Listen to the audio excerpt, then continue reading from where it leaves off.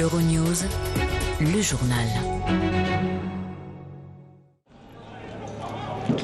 Le quartier populaire de Bellecour à Alger, transformé en champ de bataille. Des groupes de jeunes affrontent la police à coups de jets de pierre et de bouteilles. Depuis une semaine, ces scènes se répètent en Algérie. La jeunesse exprime son mal-être lié à la flambée des prix des produits de première nécessité, à la pénurie de logements et au chômage. Ces émeutes se sont étendues ce vendredi à l'est du pays et à la Kabylie, malgré les appels au calme des autorités religieuses. Des heurts ont éclaté à Constantine, Sétif et Bouira, où des édifices publics ont été saccagés. Violence également à Tébessa, une ville toute proche de la Tunisie, elle-même en proie aux tensions sociales. Le Conseil des ministres algériens devrait se réunir ce samedi pour débattre de la question des prix.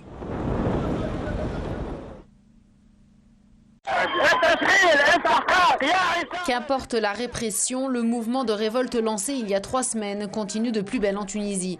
Les manifestations contre la vie chère et le chômage se sont poursuivies dans plusieurs villes du pays ce vendredi. Excepté sur Internet et via les réseaux sociaux, peu d'images transpirent de cette agitation sociale croissante.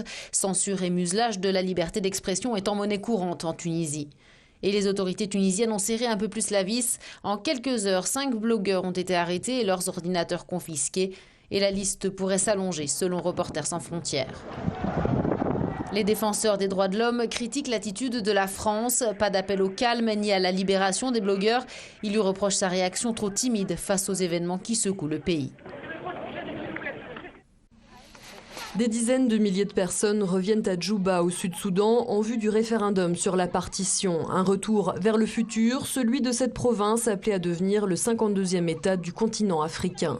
Le vote débute dimanche et marque l'aboutissement de l'accord de paix signé en 2005 avec le Nord. J'ai un mari à Khartoum, dit cette femme, mais nous sommes revenus ici parce que là-bas, ils ne reconnaissent pas nos droits. De l'espoir et de l'enthousiasme, les Sud-Soudanais en font preuve. Ils en auront besoin car si la séparation semble acquise, la région n'en reste pas moins l'une des plus pauvres du monde. Tous rêvent donc de lendemains qui chantent et de paix durable avec Khartoum après plus de 20 ans de guerre civile. C'est ce qu'a pu constater notre envoyé spécial. Les rassemblements en faveur de la séparation se multiplient car c'est le but de centaines de sudistes au Soudan et ils veulent montrer à quel point ce référendum et la sécession sont importants. 4 millions d'électeurs sont appelés à voter, un premier pas vers l'indépendance politique, mais il faudra des mois pour que le pays obtienne son indépendance financière. Le Sud-Soudan vit pour l'instant sous perfusion internationale. Un incident à la frontière entre Israël et la bande de Gaza. 4 soldats israéliens ont été blessés ce vendredi soir par des tirs d'armes automatiques et d'obus de mortier de Palestiniens de la bande de Gaza. 2 des soldats de Tsahal sont dans un état grave.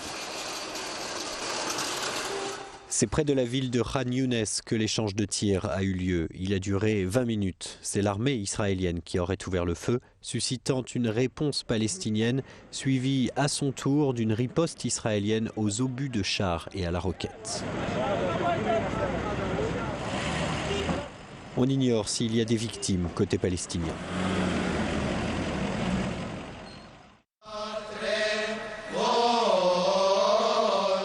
C'est dans la tristesse et le recueillement que les Coptes d'Égypte ont fêté le Noël orthodoxe une semaine après l'attentat d'Alexandrie. Une grande messe a été célébrée au Caire ce jeudi dans la cathédrale d'Abbassia par le patriarche copte Shenouda III. Il a tenu à rendre hommage aux 21 victimes de l'attentat. Je voudrais d'abord consoler nos fils d'Alexandrie après le martyre d'un grand nombre d'innocents, a-t-il déclaré. Le patriarche a également évoqué une autre fusillade, celle de janvier 2010, qui avait déjà fait 6 morts dans la communauté copte. Le verdict concernant les meurtriers présumés est attendu dans une dizaine de jours. Plusieurs membres du gouvernement ont assisté à la cérémonie ainsi que les 2 fils du président Moubarak. Les autorités égyptiennes tentent de calmer la colère des Coptes. Ces derniers estiment qu'ils ne sont pas assez bien protégés. 70 000 policiers ont été mobilisés autour des églises du pays. Des musulmans sont eux aussi venus prier en signe de solidarité avec les chrétiens.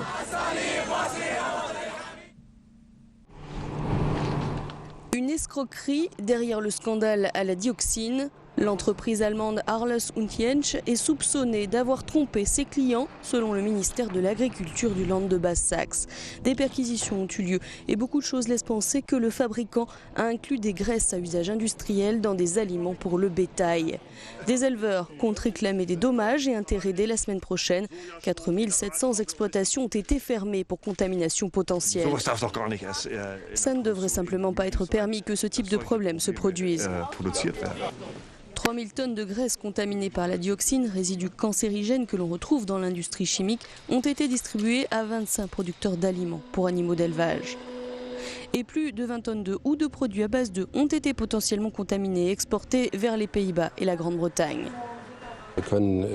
C'est impossible de tromper autant de gens, donc nous devons interdire toute infraction. Il y aura toujours des moutons noirs et dans cette affaire cela y ressemble. Les autorités allemandes et la Commission européenne se veulent malgré tout rassurantes quant à la sécurité de la population, malgré les mises en garde de nombreuses associations de défense des consommateurs. Affaire d'espionnage chez Renault, c'est la piste chinoise qui est aujourd'hui privilégiée. On a appris ce vendredi en effet que la direction centrale du renseignement intérieur français était en train de travailler sur une éventuelle implication de la Chine dans ce dossier. Aucune enquête officielle n'a pour l'instant été diligentée. Cet analyste explique que ce phénomène d'espionnage n'a rien de nouveau. L'affaire Renault, c'est un peu, si vous voulez, une espèce de petite lampe torche qui éclaire subitement cette réalité-là qu'on ne voulait pas voir, qui est désagréable à voir, puisqu'elle fait ressortir en fait un problème qui est que le monde économique n'est pas pacifié, malgré le GATT dans le temps, malgré l'Organisation mondiale du commerce, et que c'est un monde très conflictuel. Selon nos confrères du Point.fr, l'espionnage, qui vaut à 3 cadres de Renault d'avoir été mis à pied, porterait sur des batteries équipant les futurs modèles électriques du constructeur.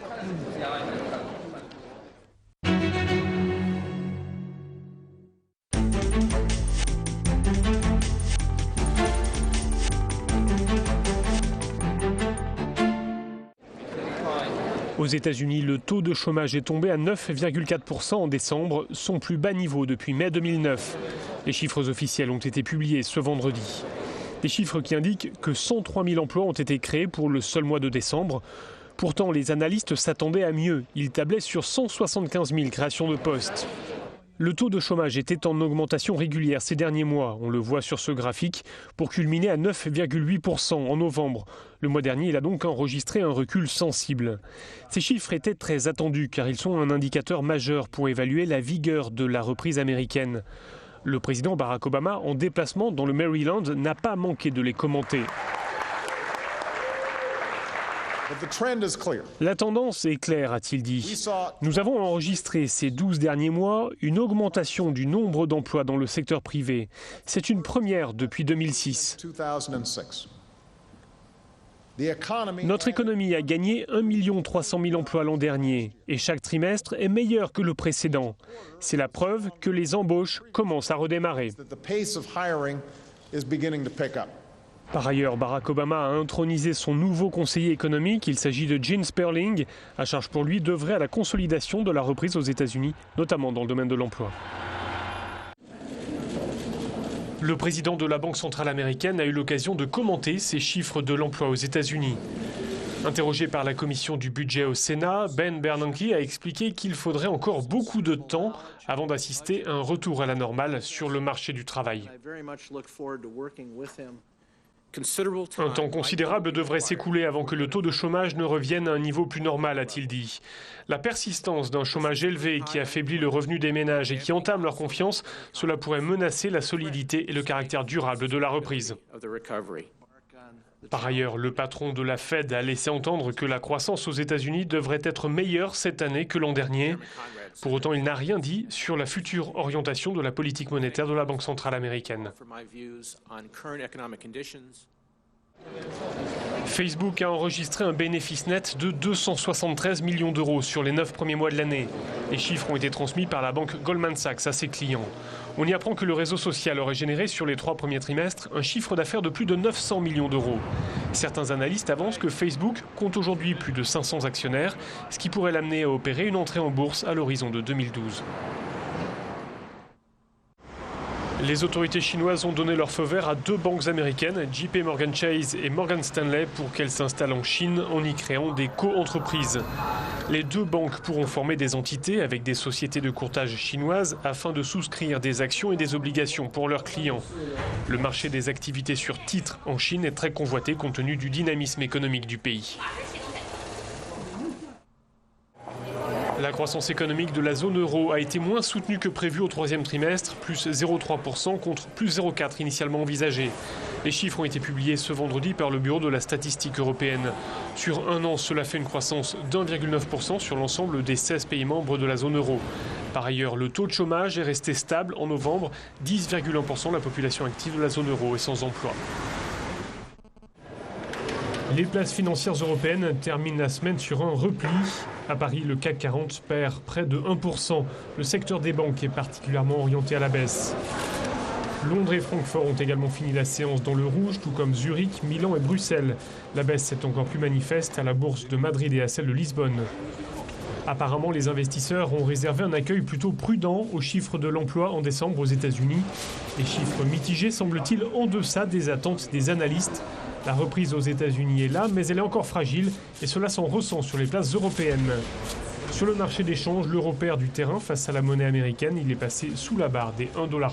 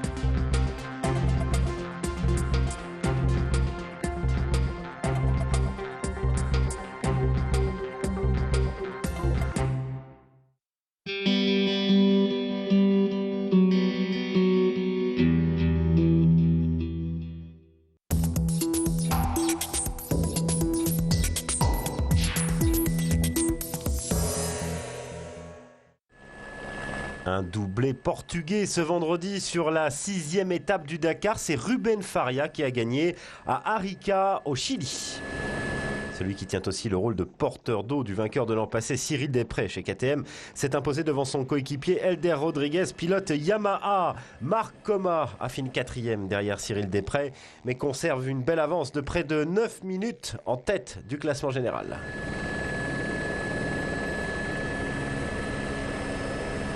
En auto, carton plein pour les Volkswagen qui ont pris les 4 premières places. El Matador, Carlos Sainz, a décroché son 4e succès d'étape cette année, le 21e sur un Dakar.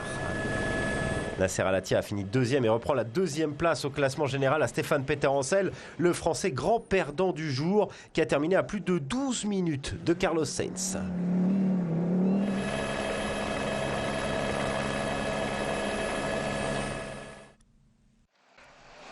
Tariebo est en train de s'imposer comme l'un des patrons du circuit mondial de biathlon. Le jeune Norvégien de 22 ans a brillamment consolidé sa première place en tête du classement de la Coupe du Monde en s'imposant lors du sprint d'Oberhof en Allemagne.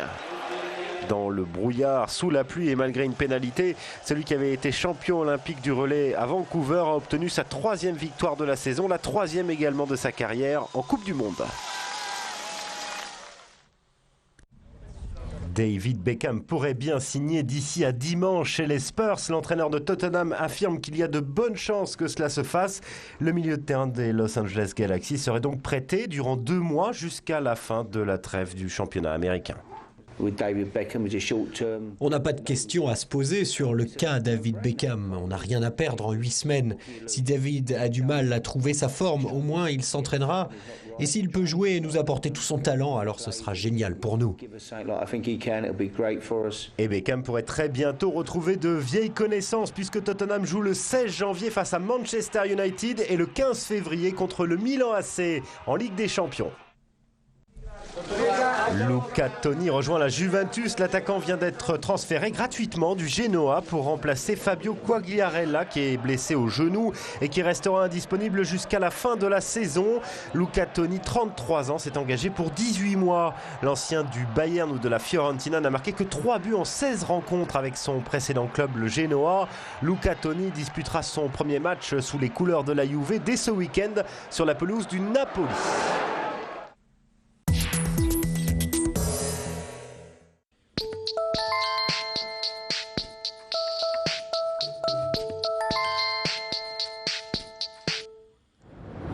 La région du Danube repose sur une longue histoire de coopération. La nouvelle stratégie macro-régionale européenne pour le bassin compte s'appuyer sur cette coopération territoriale.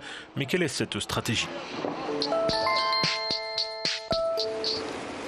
La stratégie macro-régionale est une forme de coopération utilisée par l'Union européenne pour atteindre certains objectifs de manière plus efficace. La stratégie pour le Danube, qui sera lancée au cours du premier semestre 2011, pose comme priorité de stimuler le commerce et la croissance économique à travers 14 pays. Les stratégies macro-régionales sont utilisées pour résoudre les problèmes de la région qui ne peuvent pas être résolus par une région ou un État membre seul. L'idée de la stratégie pour le Danube, la question que l'on se pose est comment avoir une meilleure coopération, comment améliorer la situation économique.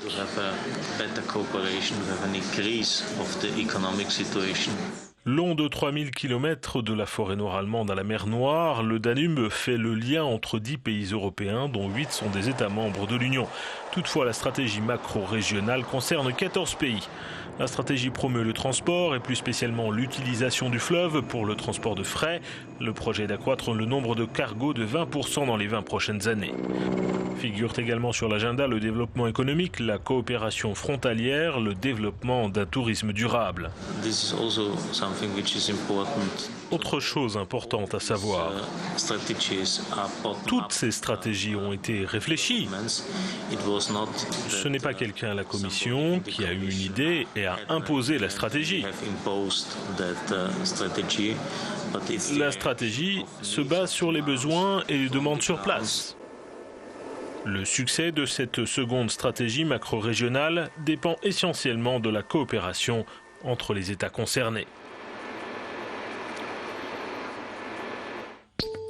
Pour en savoir plus, Europe Direct, c'est un numéro vert, un site web et un bureau d'information près de chez vous. Si tout le monde en a parlé cette semaine en Europe, c'est en perspective. Les chrétiens coptes d'Égypte ont bien célébré leur messe de Noël le soir du 6 janvier dans la cathédrale copte du Caire. Mais l'ambiance n'était pas à la fête après l'attentat d'Alexandrie qui a fait 23 morts. Le reportage de la télévision suisse-allemande. Ce n'est pas un Noël heureux pour la famille Zanoun. L'ambiance est pesante. Cette famille copte habite à côté de l'église de Saint-Marc et Pierre. De son balcon, Yousrin Zanoun a vu sur la place où plus de 20 personnes ont été tuées par une bombe.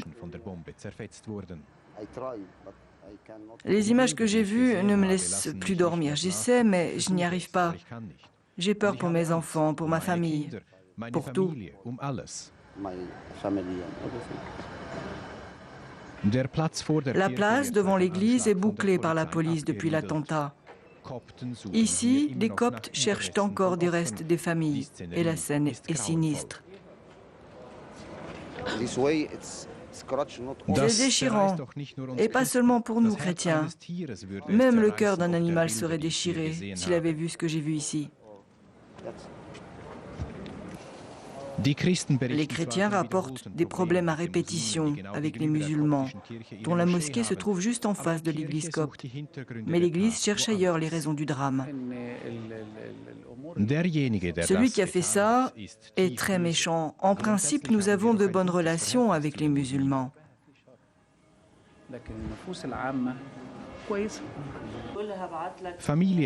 La famille Zanoun est inquiète. Le père Yousri songe à déménager. La mère, Marina, a peur. Je crois que beaucoup de chrétiens ici se demandent à présent s'ils ne devraient pas quitter le pays. Ils ont peur pour leur famille. Personne n'est sûr de ce que l'avenir nous réserve. Peur, doute, colère. commencent à s'installer. C'est un mauvais cocktail dans une société dominée par Hosni Moubarak depuis 30 ans et qui fait face à d'importants défis politiques et sociaux.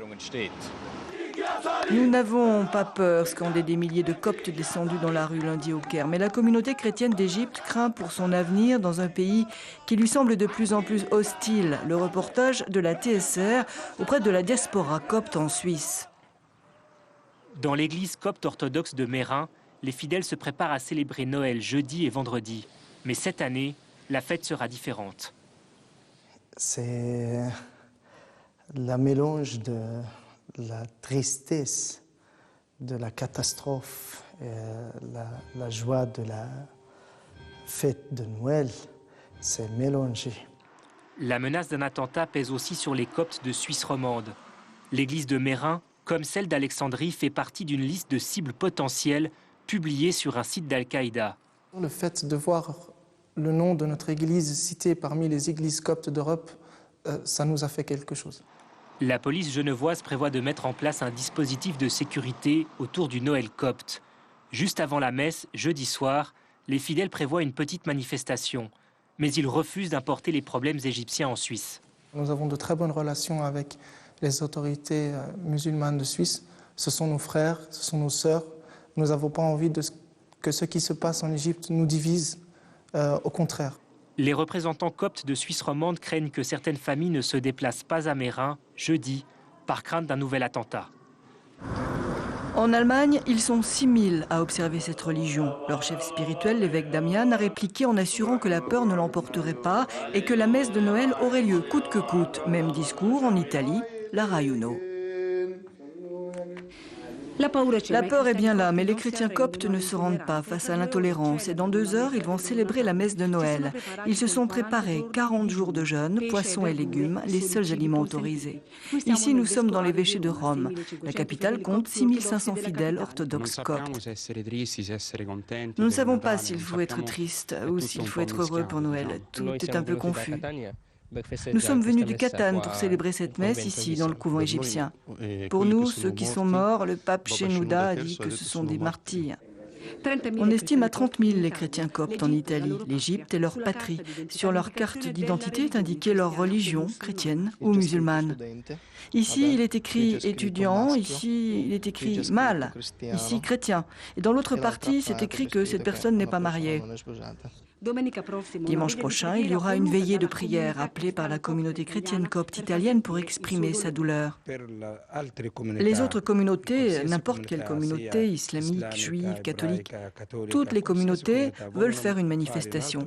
S'ils m'invitent, nous aussi nous serons avec eux. Nous aimons bien nos frères musulmans et nous n'avons rien contre eux. Pas de recensement religieux en France, mais on estime à quelques dizaines de milliers le nombre de fidèles coptes répartis dans 19 églises. Jeudi soir, ils sont venus assister à la messe et les mesures de sécurité étaient exceptionnelles. France 3.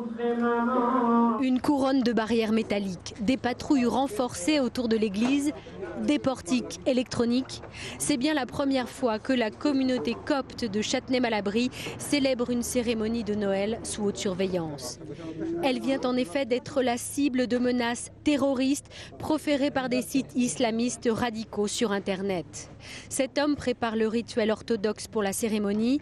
Il est diacre ici depuis des années et, dit-il, son église martyre fait face. On n'a jamais eu de peur. C'est le contraire. Quand il y a des menaces comme ça, vous vous retrouvez à beaucoup de fidèles. Ils vont venir ce soir pour fêter le Noël.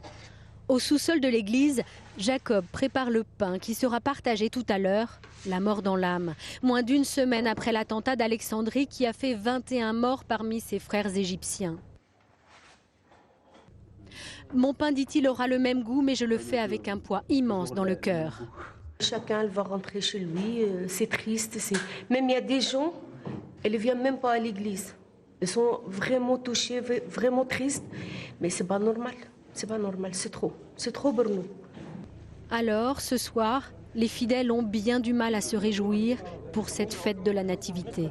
Nos sentiments sont un peu partagés entre la joie et la tristesse, mais on croit en Dieu et en son amour. Les chrétiens d'Orient vivent depuis des siècles discriminés dans leur pays d'origine. Et ce n'est pas, disent-ils, ce nouveau coup dur qui va ce soir les empêcher de prier.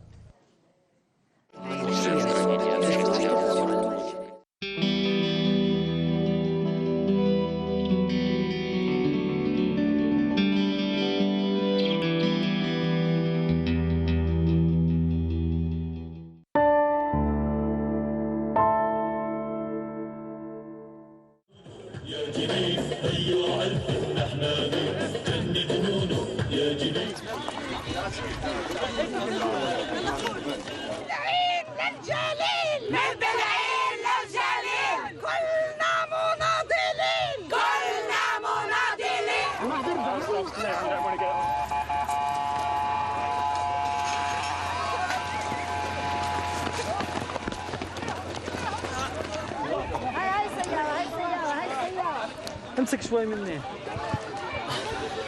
اسمع افتح عينك شوي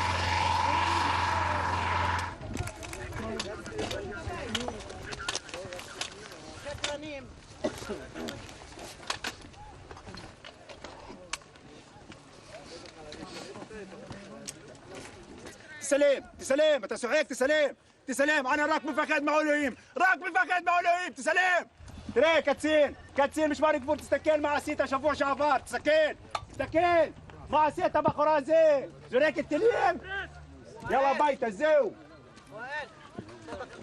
انا عارف والله شوي 選んでしまうかもしれないね。お客様のお顔を見てね、大吉にしとこうとか、うちの結婚、今年の運勢にしたいよっていうのどうでしょうか。よいしょ。悩んでる。どうでしょう。触りました。皆様、ゼイ君どうぞよろしくお願い。1画目入りました。ゼイ君、次行ってみましょう。 おー、いいですね。そういう感じでお願いします。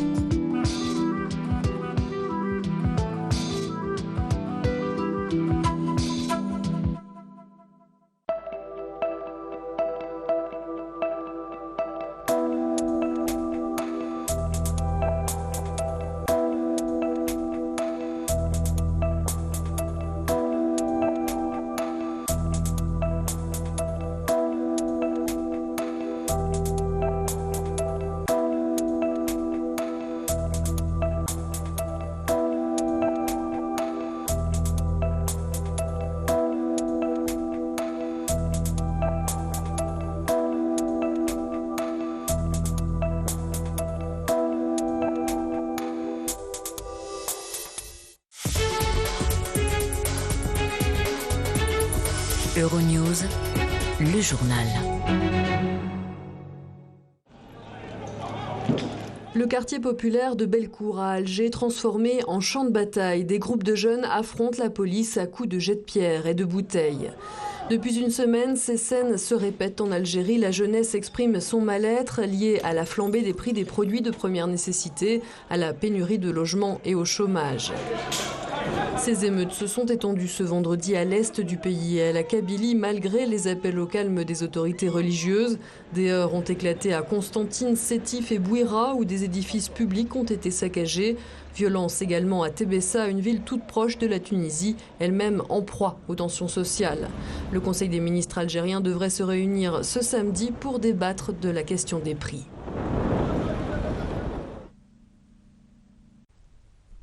Deux Français ont été enlevés à Niamey, la capitale du Niger. Selon des témoins, il était entre 22h30 et 23h30 lorsque deux individus armés, au visage dissimulé par un turban, ont fait irruption dans un restaurant du centre-ville. Ils ont contraint les deux Français à les suivre dans un 4x4. Un autre témoin affirme que les ravisseurs avaient la peau claire et parlaient l'arabe. Le 16 septembre dernier, 5 autres Français ont été enlevés sur le site d'extraction d'uranium d'Arlit, dans le nord du Niger. Un enlèvement qui a été revendiqué depuis par Al-Qaïda au Maghreb islamique. Des dizaines de milliers de personnes reviennent à Djouba, au Sud-Soudan, en vue du référendum sur la partition. Un retour vers le futur, celui de cette province appelée à devenir le 52e État du continent africain. Le vote débute dimanche et marque l'aboutissement de l'accord de paix signé en 2005 avec le Nord. J'ai un mari à Khartoum, dit cette femme, mais nous sommes revenus ici parce que là-bas, ils ne reconnaissent pas nos droits. De l'espoir et de l'enthousiasme, les Sud-Soudanais en font preuve. Ils en auront besoin car si la séparation semble acquise, la région n'en reste pas moins l'une des plus pauvres du monde. Tous rêvent donc de lendemain qui chantent et de paix durable avec Khartoum après plus de 20 ans de guerre civile. C'est ce qu'a pu constater notre envoyé spécial. Les rassemblements en faveur de la séparation se multiplient car c'est le but de centaines de sudistes au Soudan et ils veulent montrer à quel point ce référendum et la sécession sont importants. 4 millions d'électeurs sont appelés à voter, un premier pas vers l'indépendance politique, mais il faudra des mois pour que le pays obtienne son indépendance financière. Le Sud-Soudan vit pour l'instant sous perfusion internationale. Un incident à la frontière entre Israël et la bande de Gaza. 4 soldats israéliens ont été blessés ce vendredi soir par des tirs d'armes automatiques et d'obus de mortier de Palestiniens de la bande de Gaza. 2 des soldats de Tsahal sont dans un état grave. C'est près de la ville de Khan Younes que l'échange de tirs a eu lieu. Il a duré 20 minutes. C'est l'armée israélienne qui aurait ouvert le feu, suscitant une réponse palestinienne, suivie à son tour d'une riposte israélienne aux obus de chars et à la roquette. On ignore s'il y a des victimes côté palestinien.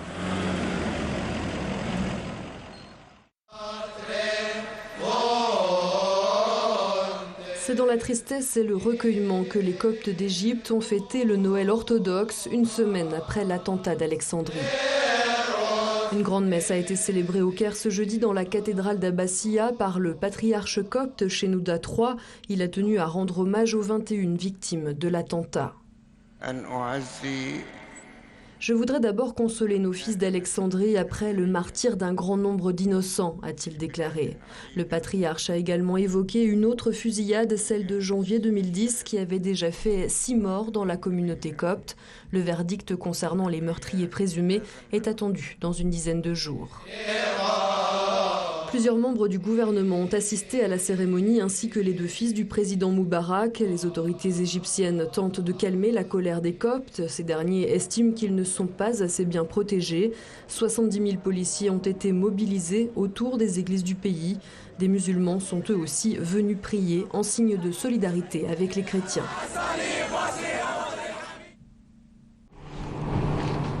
Une escroquerie derrière le scandale à la dioxine. L'entreprise allemande Arles und Jensch est soupçonnée d'avoir trompé ses clients, selon le ministère de l'Agriculture du Land de Basse-Saxe. Des perquisitions ont eu lieu et beaucoup de choses laissent penser que le fabricant a inclus des graisses à usage industriel dans des aliments pour le bétail. Des éleveurs comptent réclamer des dommages et intérêts dès la semaine prochaine.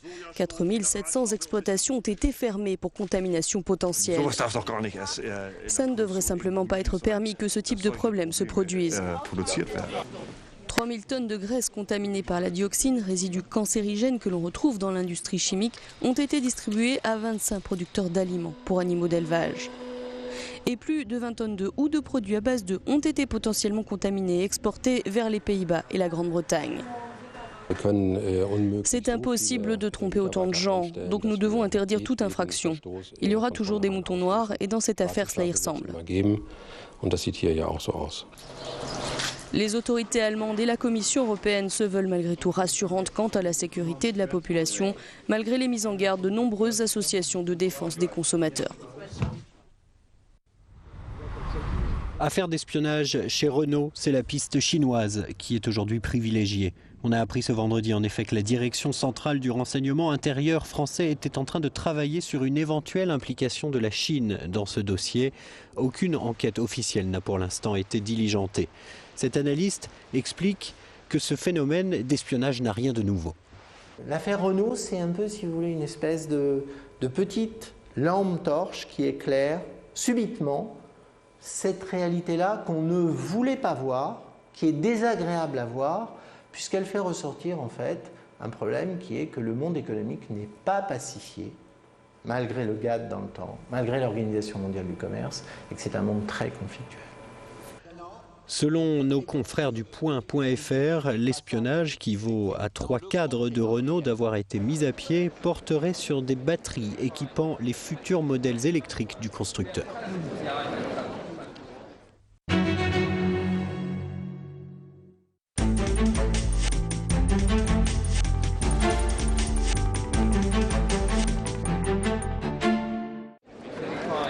Aux États-Unis, le taux de chômage est tombé à 9,4% en décembre, son plus bas niveau depuis mai 2009. Les chiffres officiels ont été publiés ce vendredi.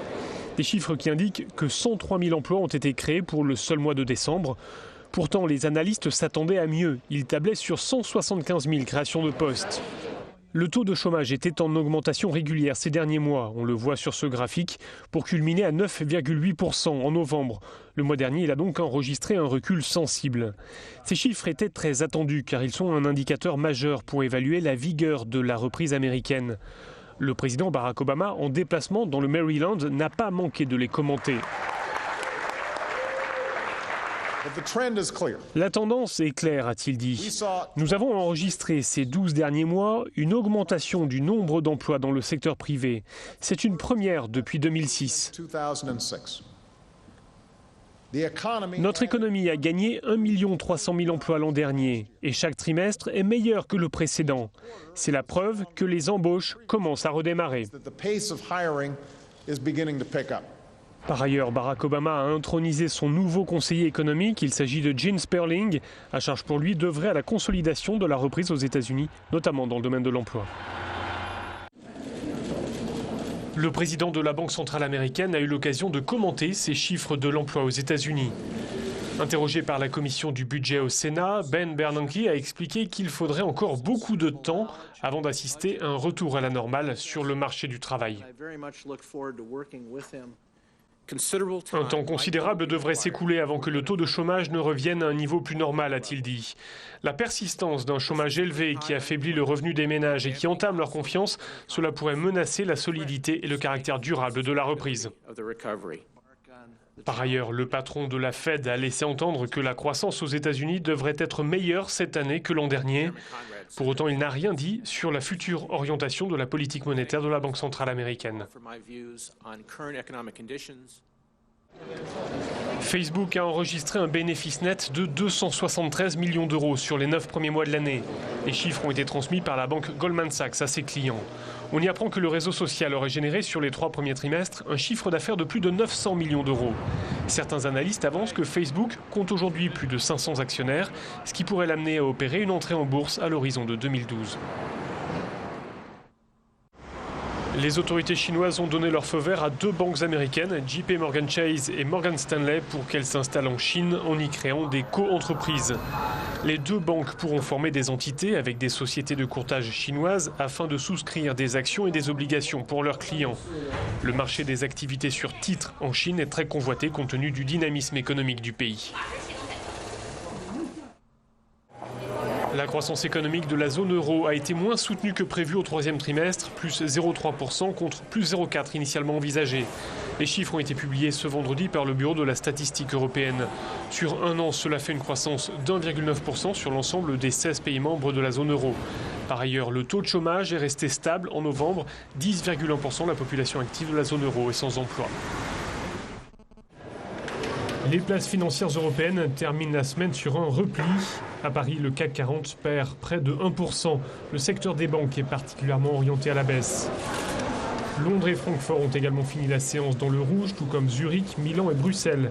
La baisse est encore plus manifeste à la bourse de Madrid et à celle de Lisbonne. Apparemment, les investisseurs ont réservé un accueil plutôt prudent aux chiffres de l'emploi en décembre aux États-Unis.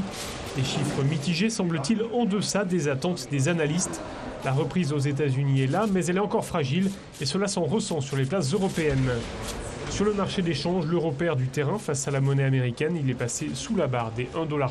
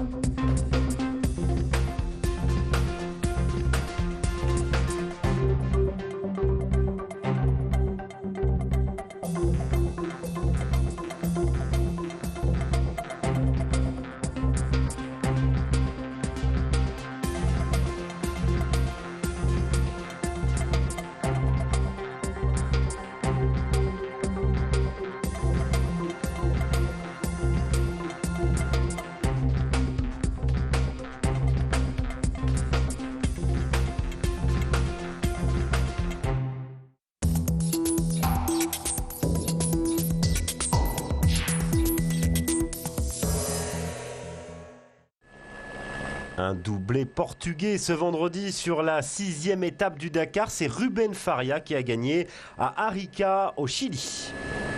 Celui qui tient aussi le rôle de porteur d'eau du vainqueur de l'an passé, Cyril Desprez chez KTM, s'est imposé devant son coéquipier Helder Rodriguez, pilote Yamaha. Marc Coma affine 4e derrière Cyril Desprez, mais conserve une belle avance de près de 9 minutes en tête du classement général.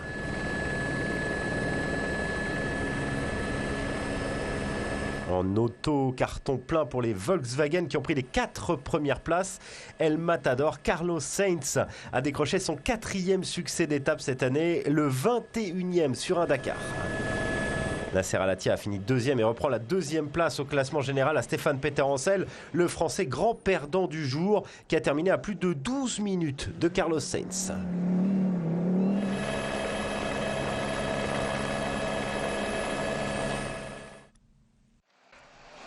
Tariebo est en train de s'imposer comme l'un des patrons du circuit mondial de biathlon. Le jeune Norvégien de 22 ans a brillamment consolidé sa première place en tête du classement de la Coupe du Monde en s'imposant lors du sprint d'Oberhof en Allemagne. Dans le brouillard, sous la pluie et malgré une pénalité, celui qui avait été champion olympique du relais à Vancouver a obtenu sa 3e victoire de la saison, la 3e également de sa carrière en Coupe du Monde. David Beckham pourrait bien signer d'ici à dimanche chez les Spurs. L'entraîneur de Tottenham affirme qu'il y a de bonnes chances que cela se fasse. Le milieu de terrain des Los Angeles Galaxy serait donc prêté durant 2 mois jusqu'à la fin de la trêve du championnat américain. On n'a pas de questions à se poser sur le cas David Beckham. On n'a rien à perdre en 8 semaines. Si David a du mal à trouver sa forme, au moins il s'entraînera. Et s'il peut jouer et nous apporter tout son talent, alors ce sera génial pour nous. Et Beckham pourrait très bientôt retrouver de vieilles connaissances puisque Tottenham joue le 16 janvier face à Manchester United et le 15 février contre le Milan AC en Ligue des Champions. Luca Toni rejoint la Juventus. L'attaquant vient d'être transféré gratuitement du Genoa pour remplacer Fabio Quagliarella qui est blessé au genou et qui restera indisponible jusqu'à la fin de la saison. Luca Toni, 33 ans, s'est engagé pour 18 mois. L'ancien du Bayern ou de la Fiorentina n'a marqué que 3 buts en 16 rencontres avec son précédent club, le Genoa. Luca Toni disputera son premier match sous les couleurs de la Juve dès ce week-end sur la pelouse du Napoli.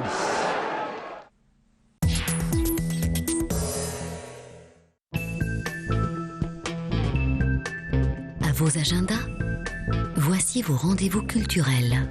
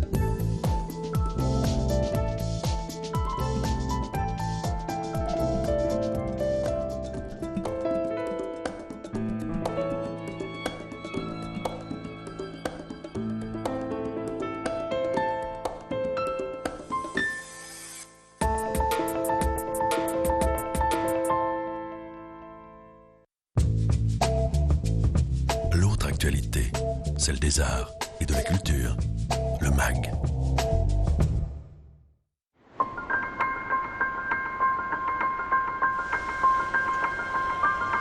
Le passage à la nouvelle année était pour l'Estonie l'occasion de 2 événements majeurs. Outre son entrée dans la zone euro, Tallinn est pour 2011 l'une des 2 capitales européennes de la culture aux côtés de la ville finlandaise de Turku.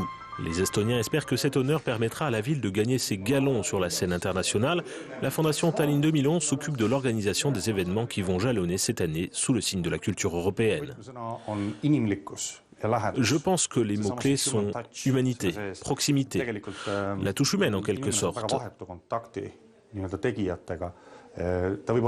En l'occurrence, les gens pourront avoir un contact direct avec les auteurs et les artistes, et nous avons beaucoup d'autres projets.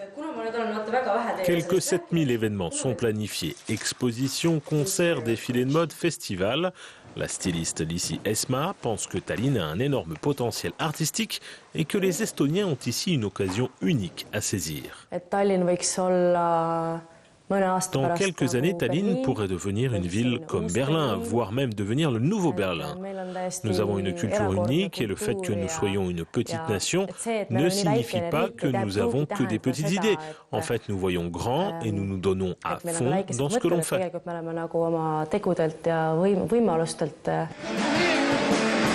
Beaucoup de jeunes artistes estoniens vont pouvoir profiter de cette année culturelle pour se faire découvrir, comme le groupe Zahir.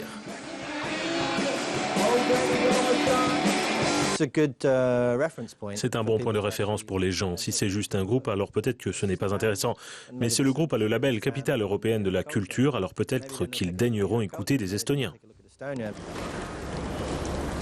Toutes les informations sont disponibles sur le site www.tallinn2011.ee.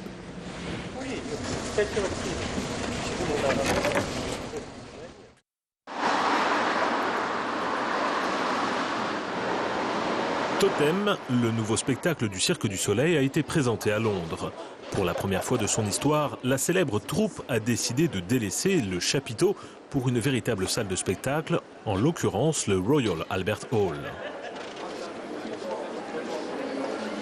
Nous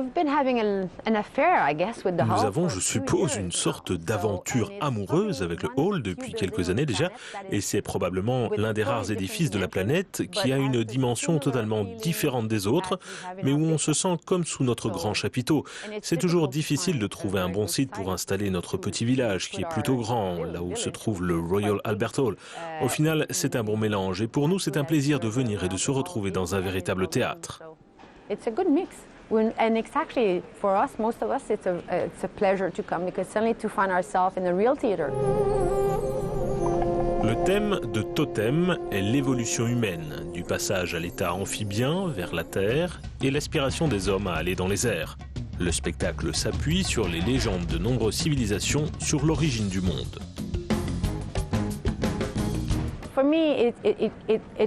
Pour moi, ce spectacle nous montre d'où on vient. Jusqu'à l'homme qui va sur la Lune, la Première Nation, le premier homme d'affaires, toutes les phases de l'évolution sont représentées. The meanings of the First Nation, the businessman, all the phase of the evolution is represented. Le spectacle Totem du Cirque du Soleil se jouera à Londres jusqu'à la mi-février.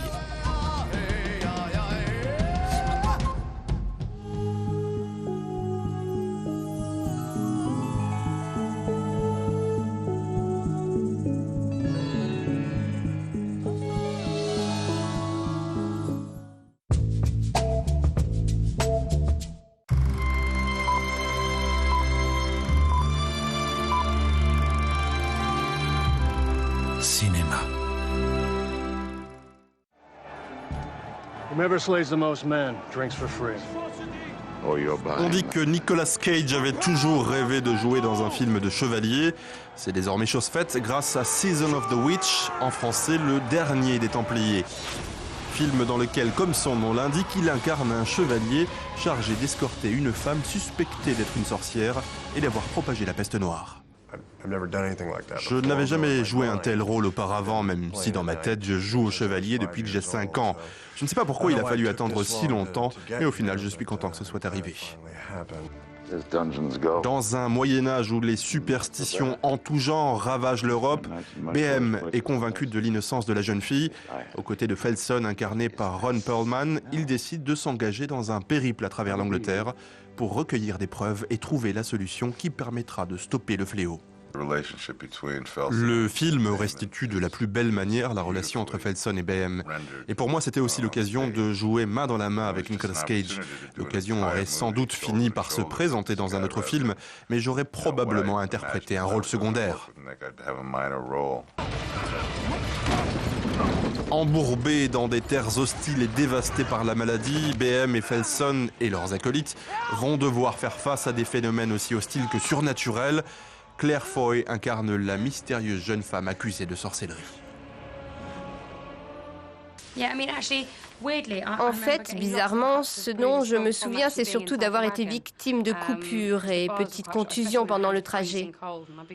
Parce qu'à l'intérieur de la carriole, les barreaux étaient plutôt tranchants. Et comme j'avais les mains gelées, je me suis agrippée dessus. Mais au final, ça en valait franchement la peine. On a beaucoup ri.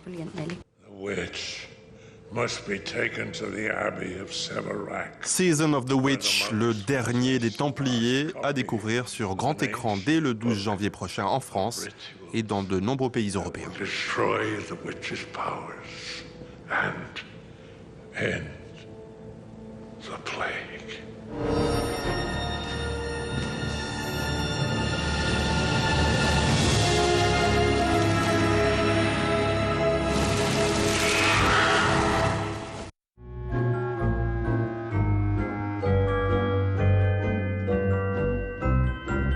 Casse-Noisette sur les écrans de cinéma et pour la première fois en 3D. Andrei Konchalovsky réalise cette nouvelle adaptation du ballet de Noël et de sa célèbre musique signée Tchaïkovski. Le film s'adresse aussi bien aux petits qu'aux grands. C'est en tout cas le souhait du réalisateur. J'aimerais que les adultes voient aussi ce film. C'est l'occasion pour eux de retomber un court instant en enfance. The Nutcracker réunit à l'écran les acteurs John Turturro, Nathan Lane ou encore Yulia Vysotskaya, qui n'est autre que l'épouse du réalisateur. Dans le film, elle interprète la mère et la fée. Elle est une sorte de reine des neiges qui vient d'un sapin de Noël, mais en même temps, elle vit dans les rêves de Mary. Je pense qu'elle représente la mère qui manque à Mary. Мэри, ты веришь, что все на свете возможно? Да. Тогда возьми его за руку. The Nutcracker a coûté la modique somme de 90 millions de dollars. Le film est sorti le mois dernier aux États-Unis, mais il n'a pas reçu l'accueil espéré. Les spectateurs russes ne devraient en revanche pas bouder leur conte favori. The Nutcracker est sur les écrans à Moscou depuis le 1er janvier. Il sera prochainement à l'affiche dans d'autres pays en Europe.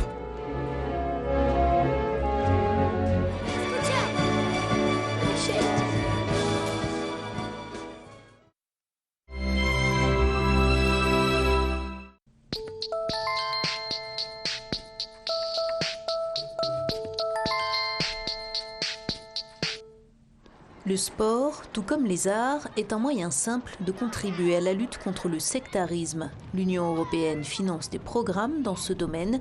De quoi s'agit-il ?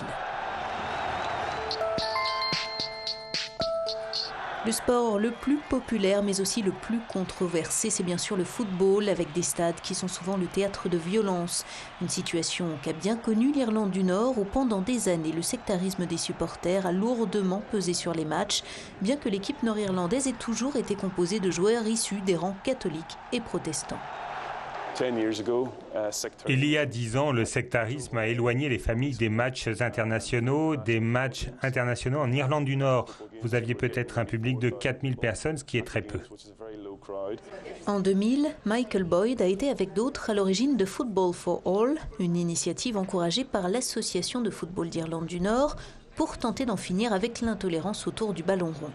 Objectif, créer parmi les supporters la même dynamique fédératrice que celle qui règne au sein de la sélection. Au bout de 10 ans, les résultats sont là. En prenant à bras-le-corps le problème du sectarisme et en travaillant en partenariat avec les supporters, nous avons encouragé plus de familles à revenir vers le football. Maintenant, les stades sont pleins, les billets sont même très difficiles à obtenir, les ventes de maillots se sont littéralement envolées, les sponsors veulent soutenir l'équipe d'Irlande du Nord, les télévisions veulent diffuser les matchs. Il y a 10 ans, le sectarisme avait stoppé tout cela. Cette initiative a été soutenue par le programme européen PEACE, financé grâce à la politique régionale européenne. Pour la période 2007-2013, Football for All sera financé à hauteur de 558 000 €, une pierre de plus à l'édifice de la réconciliation nord-irlandaise. En 2006, les fans de l'équipe nord-irlandaise ont reçu le prix des meilleurs supporters d'Europe, une digne récompense pour saluer l'esprit du sport retrouvé. Pour en savoir plus, Europe Direct, c'est aussi un site web, un numéro vert et un bureau d'information près de chez vous.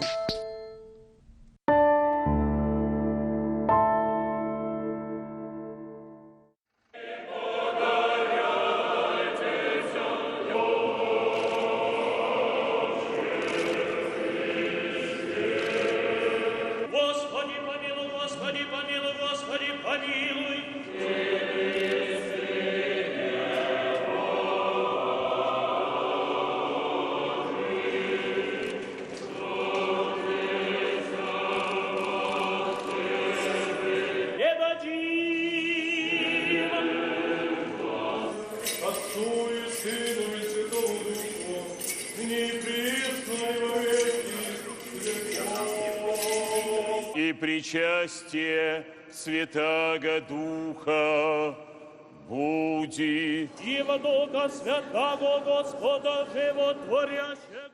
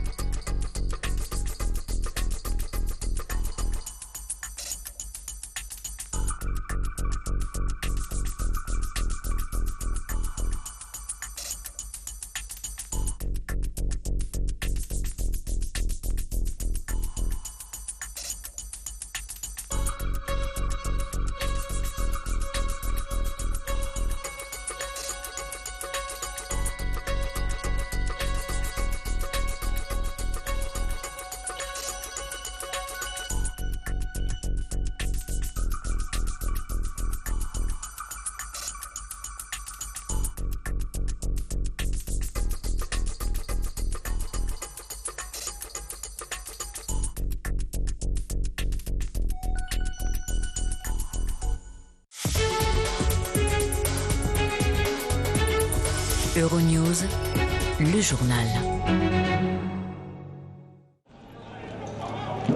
Le quartier populaire de Bellecour à Alger, transformé en champ de bataille, des groupes de jeunes affrontent la police à coups de jets de pierre et de bouteilles. Depuis une semaine, ces scènes se répètent en Algérie. La jeunesse exprime son mal-être lié à la flambée des prix des produits de première nécessité, à la pénurie de logements et au chômage. Ces émeutes se sont étendues ce vendredi à l'est du pays et à la Kabylie, malgré les appels au calme des autorités religieuses. Des heurts ont éclaté à Constantine, Sétif et Bouira, où des édifices publics ont été saccagés. Violence également à Tébessa, une ville toute proche de la Tunisie, elle-même en proie aux tensions sociales. Le Conseil des ministres algériens devrait se réunir ce samedi pour débattre de la question des prix.